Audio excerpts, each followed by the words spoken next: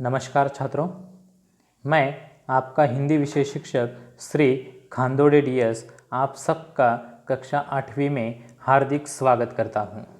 दोस्तों, आज हम पहली इकाई को शुरुआत करने जा रहे हैं और पहली इकाई की पहली काव्य रचना आज हम देखने वाले हैं, जिसका शीर्षक है हे मातृभूमि। कवि राम प्रसाद बिस्मिल इनके द्वारा लिखित ये एक काव्य रचना है। चलिए देखते हैं पहली इकाई की पहली काव्य रचना है मातृभूमि।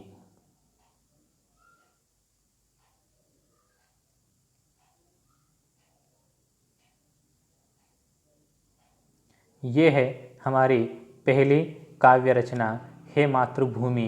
रचनाकार है राम प्रसाद बिस्मिल।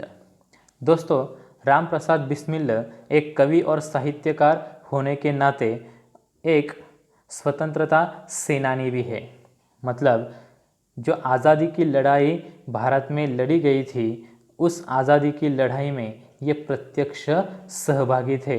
उस आज़ादी की लड़ाई में इनका भी योगदान रहा है। तो यहाँ पर राम प्रसाद बिस्मिल जो है वह कवि होने के साथ साथ एक स्वतंत्रता सेनानी भी है और प्रस्तुत रचना के माध्यम से उन्होंने हम सब में देश के प्रति प्रेम आदर भाव निर्माण करने की कोशिश की है।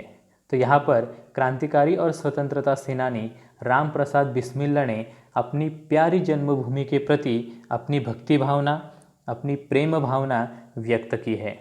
कवि की कामना है, कवि की इच्छा है कि वे सदा मातृभूमि की सेवा करते रहे और खुशी खुशी अपने देश हित के लिए, अपने राष्ट्र के लिए, अपने प्राणों की बलि चढ़ाने के लिए भी तैयार रहे। और कवि की ये जो भावना है, यही भावना कवि देश के हर एक नागरिक में जगाना चाहते हैं कि हर कोई अपने देश से प्यार करे, राष्ट्रभक्ति रखे और देश के लिए मर मिटने के लिए हर कोई हमेशा तैयार रहे। तो देश प्रेम राष्ट्रभक्ति से ओतप्रोत हमारी ये पहली काव्य रचना हे मातृभूमि, यही रचना आज हम पढ़ने जा रहे हैं। चलिए देखते हैं क्या कहते हैं कवि राम प्रसाद बिस्मिल।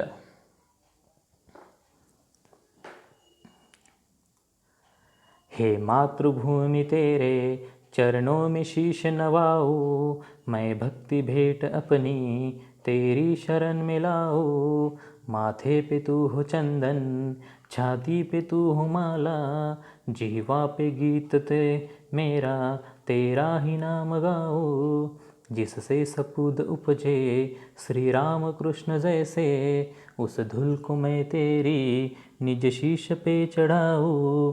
माही समुद्र जिसकी पदरज को नित्य धोकर, करता प्रणाम तुझको मैं वे चरण दबाऊं। सेवा में तेरी माता मैं भेद भाव तज कर, वह पुण्य नाम तेरा प्रतिदिन सुनूं सुनाऊं। तेरे ही काम आओ, तेरा ही मंत्र गाऊं, मन और देह तुम पर बलिदान मैं जाऊं। हे मातृभूमि तेरे चरणों में शीश नवाऊं, मैं भक्ति भेंट अपनी तेरी शरण में लाऊं। तो इस प्रकार देशभक्ति से ओतप्रोत यह काव्य रचना है। अभी कविता मैंने पढ़ी है, अब हम विस्तार से इसकी जानकारी लेंगे। चलो क्या देखते हैं राम प्रसाद बिस्मिल। देखिए पहली ही पंक्ति में कवि कहते हैं, हे मातृभूमि तेरे चरणों में शीश नवाऊं, मैं भक्ति भेंट अपनी तेरी शरण में लाऊं। अपनी भूमि, अपनी मातृभूमि, अपनी जन्मभूमि को कवि कहते हैं कि हे मातृभूमि, मैं तेरे चरणों में अपना सिर झुकाता हूँ। शीश मतलब सिर, तो मैं तुम्हारी चरणों में अपना मस्तक, अपना शीश, अपना सिर झुकाता हूँ। मैं अपनी भक्ति रूपी भेंट लेकर तुम्हारी शरण में आना चाहता हूँ। देखिए अपना सर्वस्व यहाँ पर राम प्रसाद बिस्मिल जो है वह अपनी मातृभूमि को अर्पण करना चाहते हैं। अपनी भक्ति रूपी भेंट वे कहते हैं कि मैं तुम्हारे चरणों में अर्पण करता हूँ और मेरा शीश भी तुम्हारी चरणों में झुकाना चाहता हूँ। आगे कवि कहते हैं, माथे पे तू हो चंदन, छाती पे तू हो माला, जिह्वा पे गीत तू हो मेरा तेरा ही नाम गाऊं। कवि कहते हैं, माँ मेरे मस्तक पर तुम ही चंदन के समान विराजित हो। जिस प्रकार हम अपने माथे पर चंदन का टीका लगाते हैं और उससे गर्व जो है वह महसूस करते हैं, अभिमान हमें होता है उस चंदन की तिलक का, उस प्रकार कवि यहाँ पर कहते हैं कि ये मातृभूमि मेरे लिए तो तुम ही चंदन के समान मेरे माथे पर विराजित हो, सुशोभित हो। तुम ही मेरे हृदय पर माला के समान यहाँ पर सुशोभित हो। कवि कहते हैं कि जिस प्रकार हम गले में माला पहनते हैं और इससे हमारा सौंदर्य बढ़ता है, कवि कहते हैं यहाँ पर ये मातृभूमि ही मेरे हृदय पर माला के समान सुशोभित हो। कवि कहते हैं, माँ मेरी जिह्वा पर केवल तेरा ही नाम हो और मैं सदा तेरा ही गुणगान करता रहूँ। कवि कहते हैं कि जिह्वा पे गीत तू हो मेरा, तेरा ही नाम गाऊँ। कि मेरे जिह्वा में एकमात्र नाम हो और वह नाम हो हमारी मातृभूमि का, और जो गीत मैं गाऊंगा, जो गुणगान मैं करूंगा, वह मातृभूमि का ही करूंगा। आगे कवि कहते हैं, जिससे सपुत उपजे श्री राम कृष्ण जैसे, उस धूल को मैं तेरी निज शीश पे चढ़ा हूँ। निज यानी अपना, खुद का। तो यहाँ पर कवि कहते हैं कि इसी भूमि ने श्री राम और कृष्ण जैसे महान सुपुत्रों को जन्म दिया है, जिन्होंने इस देश को अमर कर दिया है। तो ऐसे महान सुपुत्र इसी मिट्टी में उन्होंने जन्म लिया था, और ऐसी मातृभूमि की रज को यानी धूल को, मिट्टी को मैं अपने शीश पर नित्य यानी हमेशा चढ़ाना चाहता हूँ। कि मेरी मातृभूमि इतनी महान है, राम और कृष्ण जैसे देवता रूपी सुपुत्रों को इसी ने जन्म दिया था और उसी भूमि में मेरा जन्म हुआ है। ये मेरे लिए गर्व की बात है, और इसीलिए इस देश की मिट्टी को, धूल को मैं हमेशा अपने शीश यानी माथे पर लगाना चाहता हूँ।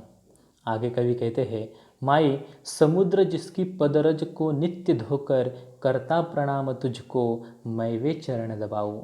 कवि कहते हैं, हे माँ, समुद्र सदा तुम्हारे जिन चरणों को धोकर तुम्हें प्रणाम करता है, मैं उन चरणों को दबाना चाहता हूँ, अर्थात उन चरणों की मैं सेवा करना चाहता हूँ।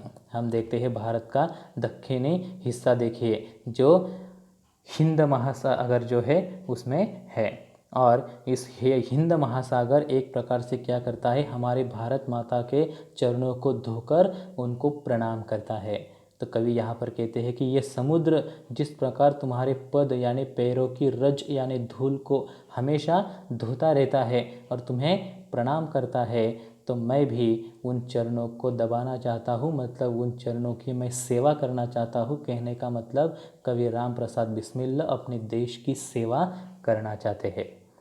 आगे कवि कहते हैं, सेवा में तेरी माता मैं भेदभाव तज कर, वह पुण्य नाम तेरा प्रतिदिन सुनूं और सुनाऊं।